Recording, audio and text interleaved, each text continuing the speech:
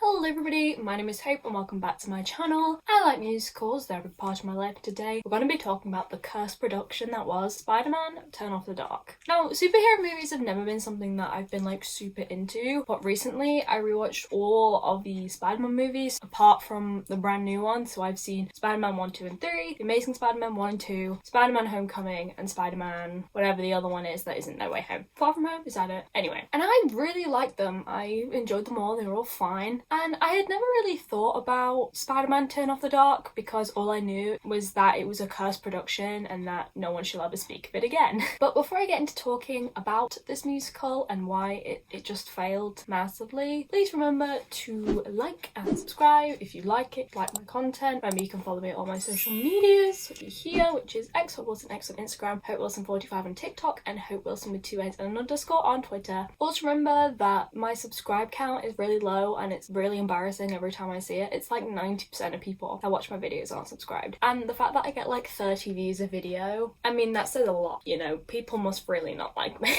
But anyway, without further ado, I think let's get into this video. So Spider-Man Turn Off the Dark was a musical that I want to say came out in 2010, but it's kind of hard to say because so much happened that its official opening date was like 2 years after the thing was created, right? And when we're talking like Spider-Man wise, this is like right in between the end of Tobey Maguire's era, which I think ended around 2007, and the beginning of Andrew Garfield's era, which started in 2012. So there was like this 5-year gap and it was like splitting down the middle of the gap. And I think the first inkling that something was wrong with this musical was that it was in previews for 6 months. 182 days of previews. And if you know anything about theatre, that is weird. Typically, I think previews are like 3 to 4 weeks at most. This was 6 months. 6 months because people were like, we don't like it, it's bad, what is this, it's really weird, your cast are getting injured, let's fix that. You're starting to see the problems that are unfolding. And yet, somehow, this musical managed to be really successful for a week. I know there are some people that say, oh, things can be bad and can run forever, look at this show. Well, not everything works like that. So,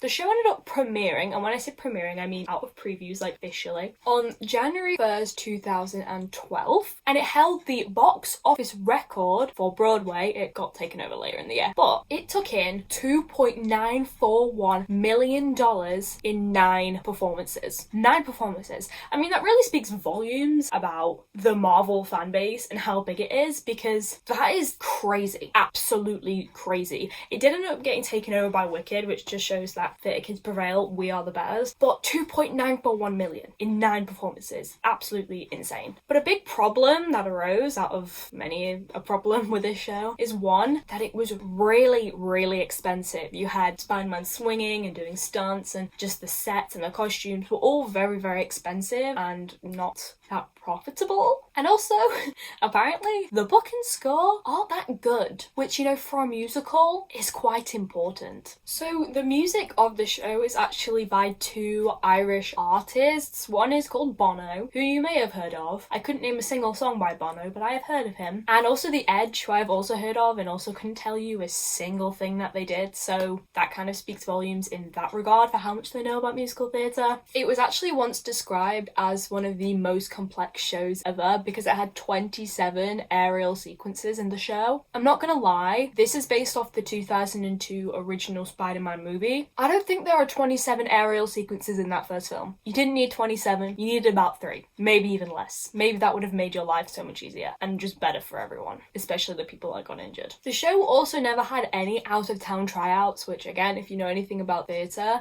that is like the thing that does. A lot of them, I think nowadays, especially in America, premiere in like Washington and then they'll move. I know Mean Girls did that, I'm pretty sure. And then they'll move off Broadway and then to Broadway, or depending on the show, we'll just go straight to Broadway. But this went straight to Broadway with no one ever like seeing the show, which not the best idea, but they learned from their lesson, I guess. And this is a really irrelevant extra fact, but like they fired their creative consultant for the show who basically did all the work, and then they got someone new and their name was Philip William McKinley, and that's not really relevant to the story in any way, but William McKinley Connie is the name of an American president, but it's also the name of the high school in Glee, so just thought I'd mention it. And if you're thinking like, oh, I bet it was the cast must have been terrible, that's what ruined it. No, it was not. Spider-Man, or Peter Parker, was played by Reeve Carney, aka Orpheus. I'm forgetting the Hadestown characters, but Orpheus in Hadestown, pretty damn successful. Jennifer Damiano as Mary Jane Watson, Tony Award nominated, one actress. Patrick Page as Norman Bates, like Hunchback of Notre Dame, also Hades in Hadestown. And like the list just keeps going of like the well-known people. Like all the people in this have Wikipedia pages. Again, that says a lot about the show, but this time in a good way, which is really shocking.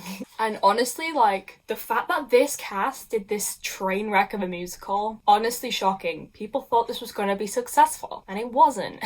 And it's just ever more funnier to me. And just another, I'm just keep listing things that went wrong with this musical, but they ended up actually losing their injury insurance. It ran on Broadway for 3 years. Like this show didn't just stay for 6 months and then just go away. No, it stayed for 3 years. And in that entire 3 years, it never became successful. I don't understand how a show that everyone hated, people said was bad, and that was failing in the box office, which was also an ultimate reason why it closed, stayed up for so long. It's crazy. Like it stayed up longer than Beetlejuice. And I know Beetlejuice is coming back, but are we serious right now? And when I say failing ticket sales, I don't mean they just didn't break even. They had a 75 million pound budget. They lost about $60 million. 60 million. Not the best financial choice, but that's their problem, not mine. And the Broadway production has been the only production ever to be produced. It's never been produced outside. They cancelled all the tours because of how much it failed and how much it costs. And just no one's ever wanted to put it on again because why would they? It failed. It ran for 3 years, but it failed and it cost people a lot of money. And so no one wants to lose that amount of money. Even rich people, trust me. I'm saying trust me like I'm rich. I literally live at home. I'm not even a student. I'm not even at uni yet. So you get what I mean, right? I mean, this is another really irrelevant fact, but one of the songs was called Sinistereo. I haven't listened to it and I don't know how to feel about that, but maybe you could have come up with a better name. Maybe that's what ruined the entire show. Maybe it was just that one song, Sinistereo, and it's god awful title. Maybe that's what ruined the show. We will probably never know. Actually, we do know because it was glaringly obvious. But again, besides the point. And now, as a small closer, we're going to read off a lot of injuries that happened during this show. I will warn you, they're not very nice. People were harmed in the making of this, literally. So let's just list them off, shall we? So just before previews began in October, Kevin Orbin, a body double for Spider-Man, was seriously injured during a demonstration for ticket brokers and sales agents. Starting off well here. While performing a flying stunt, Orbin slammed into the stage after being catapulted into the air and broke both of his wrists. And then afterwards, a second actor admitted that he injured his feet performing the same stunt a month earlier. Safety first, guys, safety first. And then there was a whole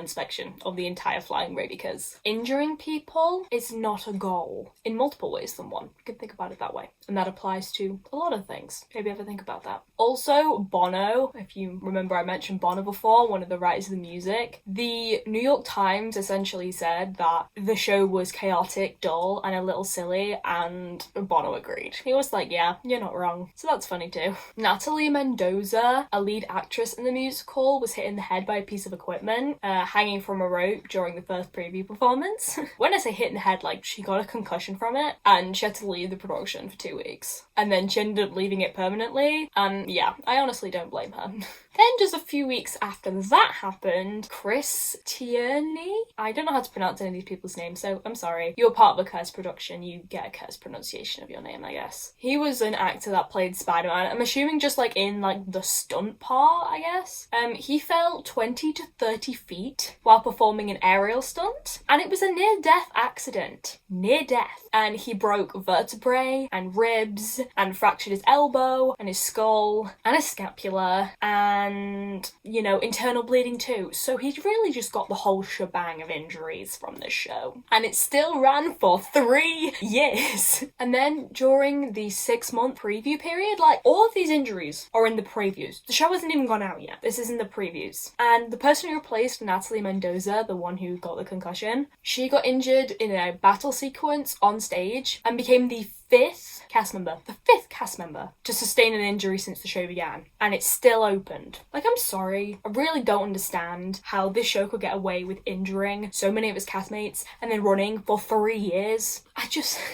Do you get what I mean? These are people's injuries. Someone broke a lot of bones. Someone almost freaking died. And this show ran for 3 years. I don't even know what to say. What do I even say? Why did this show run? I don't know. So I think essentially all I have to say to close this out is, why did this show open in the first place? I understand why people would be interested in seeing it. Because it's Spider-Man and people love Spider-Man. People love Spider-Man now. Like, people are rooting for them, you know? But to have 5 people sustain injuries in the span of like 3 to 6 months, and then to be pushing back this opening date time and time again because of the sheer amount of problems this show is having, says a lot. And it's still opened and ran for 3 years. I know I keep saying it ran for 3 years, but do you understand? I do not understand how it ran for 3 years. I really don't. And it's just shocking that no one seemed to see a problem with it until after it was closed. Like, people were having problems with it while it was open. People were saying it's bad and people are getting hurt, but it wasn't until after the show closed people were like, it was bad and people were getting hurt. You know what I mean? So, you know, I think we can all agree that that show is cursed. I'm glad a lot of the people in that show are getting the success that they deserve now, because they honestly deserve it.